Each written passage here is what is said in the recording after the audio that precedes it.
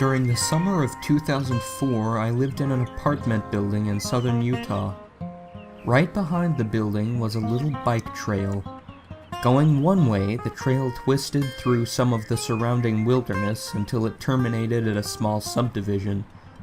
The other way led to a park, then stretched alongside a major road for a few miles.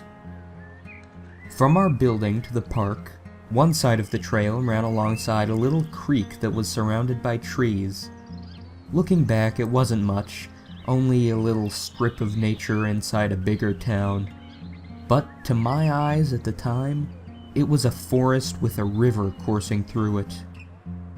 I had a lot of fun playing down by that creek, except for this one time. The day before, I had met some older kids, probably in their early teens, who told me stories about the wooded area. They said that their clubhouse was hidden down there, and they normally didn't tell little kids about it, but for me they would make an exception. They told me where to find it, and to go there tomorrow morning if I wanted to join them.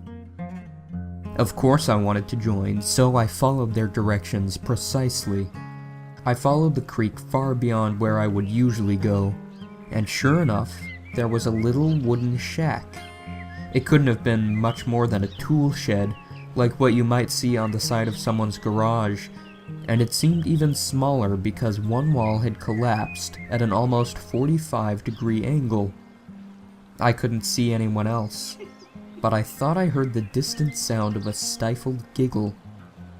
Slowly, I approached the structure. Just then, I noticed the smell.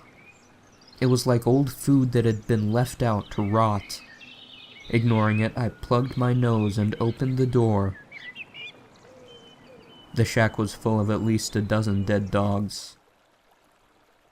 I didn't play down there anymore.